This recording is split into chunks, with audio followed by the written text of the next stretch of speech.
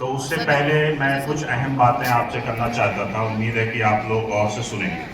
कुछ बड़ी इंपॉर्टेंट बातें हैं जो आपसे करनी है और इन हाँ पर कर। ज़रा तवज्जो से सुने और कोशिश करें कि ये बातें जो कही जाएं उस पर आप लोग अमल करें और दूसरों को भी बताएं जो हमारे स्टूडेंट्स हैं।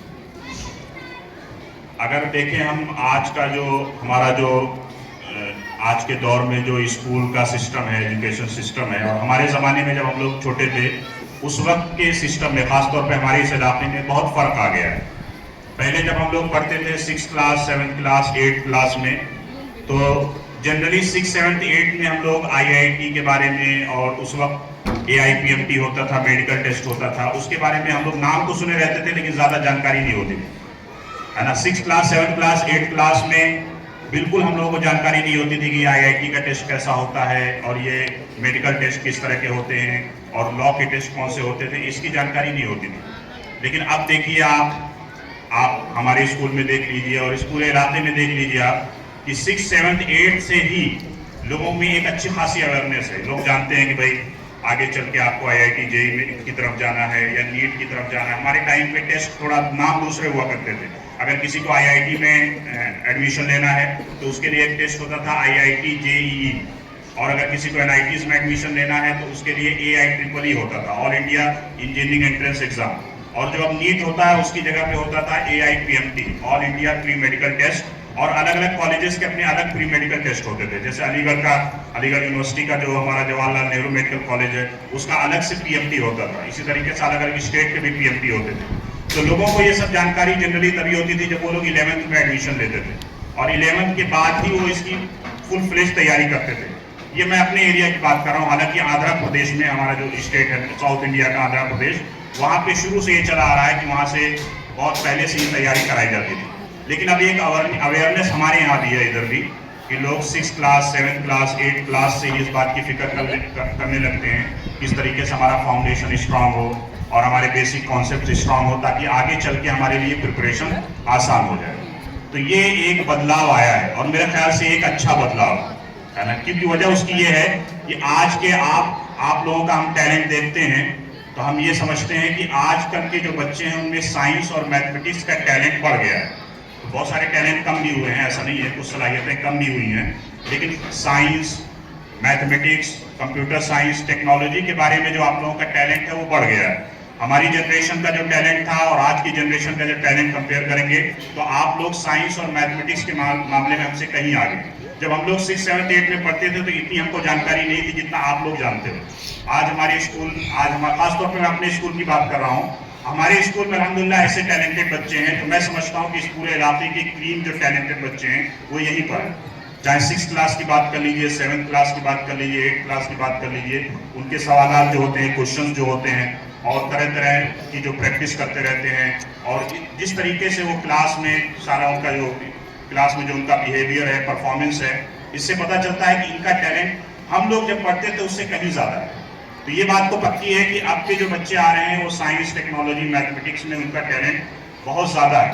तो अब अगर उनको थोड़ा एक्स्ट्रा सिलेबस पढ़ा दिया जाए 6th में, 7th में, 8th में, 9th में, 10th में, तो मेरे ख्याल से एक अच्छा बदलाव है और इसको अडॉप्ट करना चाहिए। और अल्हम्दुलिल्लाह आप सब जानते हैं कि इस साल, पूरे साल हमने, चाहे वो 6th क्लास हो, 7th क्लास, 8, 9, 10, उसमें फाउंडेशन लेवल की पढ़ाई कराई है और आगे भी हमारी यही कोशिश रहेगी कि इस तरीके से और बेहतर से बेहतर जो हमारी फाउंडेशन क्लासेस हैं इस तरीके से उनको और बेहतर से बेहतर किया जाए। तो ये एक बदलाव है, इसको हमें अडॉप्ट करना है और प्रमोट करना है। देखिए एक दूसरी बात, आउट ऑफ टॉपिक बात मैं कह दूं, देखिए जो बदलाव होता है बेटा, हर बदलाव अच्छा नहीं होता। कुछ बदलाव अच्छे होते हैं, कुछ बदलाव अच्छे नहीं होते, है ना। बात लोग कहते हैं भाई समाज के साथ खुद को बदलना चाहिए, वो बात ठीक है, समाज के साथ खुद को तब बदलना चाहिए जब वो बदलाव अच्छा हो, है ना। देखिए लिबरल फिलॉसफी में एक वर्ड आता है प्रोग्रेसिविज्म। प्रोग्रेसिविज्म का कहना यह है कि सब पुराना जमाना खराब था और नया जमाना सब अच्छा है, पुराना जमाना सब एकदम से बेकार था, नए जमाने में जो बदलाव आ रहे हैं सब अच्छे हो रहे हैं। तो हम इस आइडियोलॉजी को नहीं मानते। ऐसा नहीं है कि पुराना जमाना सब खराब ही था और नए जमाने में जो भी चेंजेस आ रहे हैं सब सही चेंजेस हो रहे हैं, ऐसा नहीं। कुछ चेंजेस सही हो रहे हैं और कुछ चेंजेस गलत भी हो रहे हैं। लेकिन चूंकि ये आप लोगों की एबिलिटीज, मैथमेटिक्स की, साइंस की और इस तरीके से बहुत सारे सब्जेक्ट्स की एबिलिटीज में इंक्रीमेंट हुआ है, बढ़ोतरी हुई है। तो इसलिए अगर शुरू से ही आपको मैथमेटिक्स साइंस पर खास तौर पे फोकस करके थोड़ा सा एक्स्ट्रा पढ़ा दिया जाए तो ये आपके लिए भी फायदेमंद होगा। तो इसीलिए हम आपसे कह रहे हैं इसीलिए कि खास तौर पे आप लोग मेंटली रेडी रहें इस साल के लिए। सब बच्चे खास तौर पे जो 8 में है, 7, सारे बच्चों की बात कर रहा हूँ, आप लोग मेंटली रेडी रहें इस बार कि आप लोगों को फाउंडेशन लेवल की बेहतरीन तैयारी कराई जाएगी और जितने भी टेस्ट हैं उसमें आपको बैठना होगा और अच्छा परफॉर्म करना होगा इंशाल्लाह। आप लोगों की सलाहियत, टैलेंट ऐसा है, मैं जानता हूं कि अगर आप लोग सही से मेहनत कर लें, पढ़ लें तो इधर इस एरिया में आपका कोई मुकाबला नहीं कर पाएगा, ये पक्की बात है। मैं आप लोगों की सलाहियत से अच्छी खासी तरह से वाकिफ हूँ। अगर आप लोग सही से पढ़ाई कर लें, मेहनत कर लें तो जो सलाहियत आपके अंदर है, मेहनत करेंगे, पढ़ाई करेंगे, कोशिश करेंगे और हार्ड वर्क करेंगे तो कोई भी टेस्ट हो, चाहे वो लोकल टेस्ट हो या नेशनल लेवल का कोई टेस्ट हो, उसमें आप बहुत अच्छा परफॉर्म कर सकते हैं। तो लेकिन सलाहियत सबकी एक जैसी नहीं होती, कुछ बच्चे उस लेवल का टैलेंट नहीं होता। ऐसा नहीं होता कि सबका टैलेंट एक ही जैसा होता है। जो टीचर्स हैं वो अच्छे से जानते हैं कि हमने कोई टॉपिक पढ़ाया, एक बच्चा तुरंत समझ गया, एक बच्चे को समझने में थोड़ा टाइम लगा। तो हर बच्चे की सलाहियत अपनी अलग अलग होती है। तो इसलिए ये नहीं किया जाएगा कि बाकी जो हमारा बोर्ड का सिलेबस है उसको छोड़ दिया जाए, ऐसा नहीं, बल्कि जो हमारा सीबीएसई का बोर्ड का सिलेबस है उस पर भी पूरी तवज्जो दी जाएगी और उस पर भी पूरा ध्यान दिया जाएगा, ताकि जो हमारा एनसीईआरटी सीबीएसई सिलेबस है कम से कम हर स्टूडेंट उसमें महारत हासिल करे। हर स्टूडेंट कम से कम सीबीएसई का जो हमारा बेसिक लेवल एनसीईआरटी सिलेबस है उसमें हर स्टूडेंट हमारा एक्सपर्ट हो जाए, जिस स्टूडेंट की सलाहियत फाउंडेशन लेवल की पढ़ने की नहीं है। और जो बच्चे अच्छा टैलेंटेड हैं, फाउंडेशन लेवल की पढ़ सकते हैं, उनसे हमारी ये रिक्वेस्ट है कि आप लोग मेंटली रेडी रहें और मेहनत करें, कोशिश करें, खूब अच्छी प्रिपरेशन करें ताकि कोई भी टेस्ट हो आप उसमें अच्छा परफॉर्म कर सकें, है ना। और दूसरी बात मैं ये कहना चाह रहा हूँ, बहुत सारे बच्चे, जैसे अब यहाँ पे बहुत सारे बच्चों की जिनका मान लेते हैं वो सलाहियत उस लेवल की नहीं है, तो वो ये ना समझें कि भाई अब हमारे लिए दरवाजे बंद हैं, ऐसा नहीं।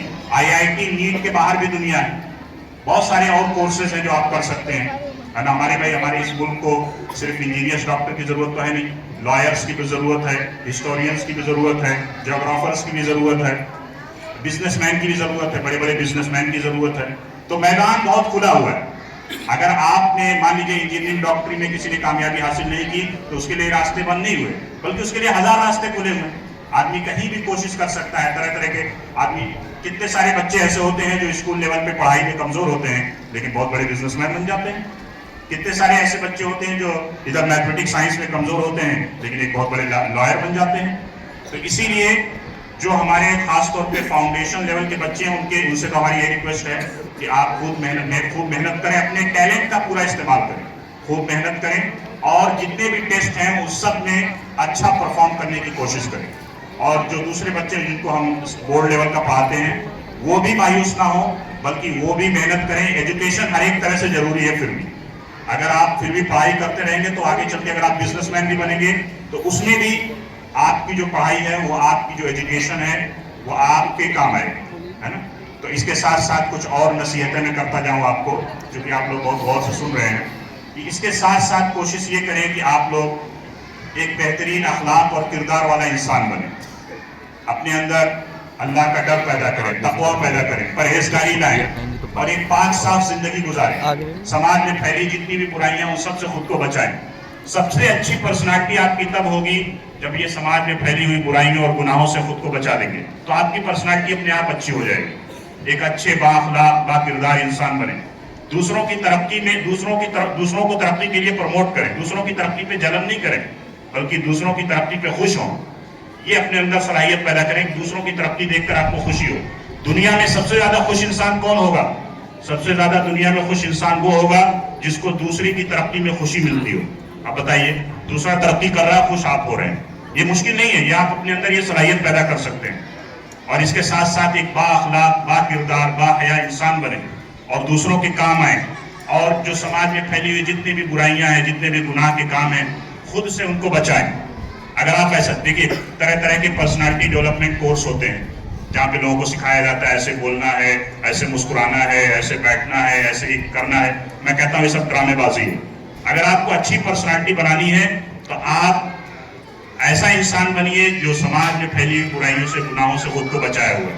अपने अंदर अल्लाह का डर पैदा करो, बुराइयों से बचो खुद को, तो अपनी जबान को गाली गलौज से बचा कर रखो, दूसरों के काम आओ और एक अच्छे बाअखलाक बाकिरदार माँ बाप के राइट्स को पहचानो, पड़ोसियों के राइट्स को पहचानो, अपने उस्ताद के राइट्स को पहचानो, दोस्तों के साथ कैसे रहना, अच्छे से सुलूक करो।